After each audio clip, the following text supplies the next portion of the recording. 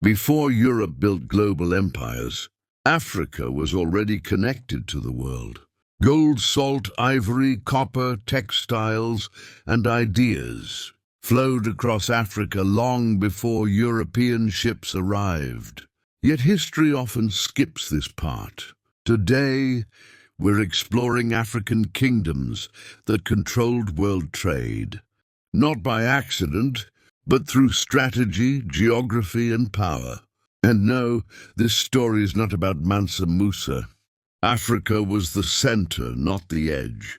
For thousands of years, Africa sat at the crossroads of global trade. Trade routes connected North Africa to Europe, West Africa to the Middle East, East Africa to India and China. Caravans crossed deserts, ships crossed oceans, and African kingdoms didn't just participate, they controlled access. If you wanted gold, salt, or ivory, you went through Africa. The Ghana Empire, the gatekeepers of gold. Long before modern Ghana existed, the Ghana Empire dominated West African trade. Their power came from one thing: control. They didn't mine gold themselves. They controlled the routes. Merchants moving gold north and salt south had to pass through Ghanaian territory and pay taxes. Gold in, gold out. This made Ghana one of the richest and most organized states of its time. European kingdoms at this point, still struggling with fragmented economies. Kanem Bornu, the Sahara's trade empire. Near Lake Chad rose the Kanem Bornu Empire, a powerhouse that lasted over 1,000 years. Its strength came from horses, organized armies, control of Saharan routes.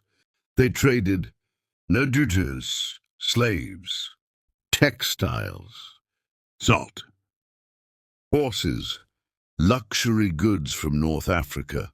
Kanem Bornu connected sub-Saharan Africa to Mediterranean markets long before European exploration. This was globalization before Europe had ships. Great Zimbabwe, the city that shocked Europe.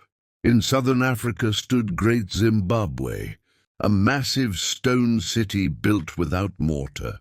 For years, Europeans refused to believe Africans built it. Why? Because Great Zimbabwe controlled trade routes, linking inland Africa to the Indian Ocean. Gold mined nearby traveled to Pune, Swahili ports, Arabia, Tibet for India, to China. Chinese porcelain found at the site proves this.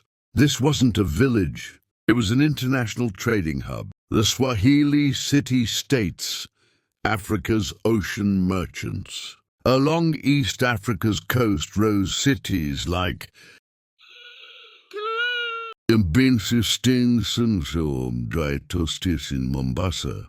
Zanzibar, the Swahili city-states were maritime powers.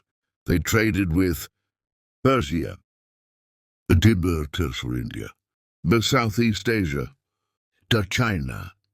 Exports included gold, ivory, and spices, timber.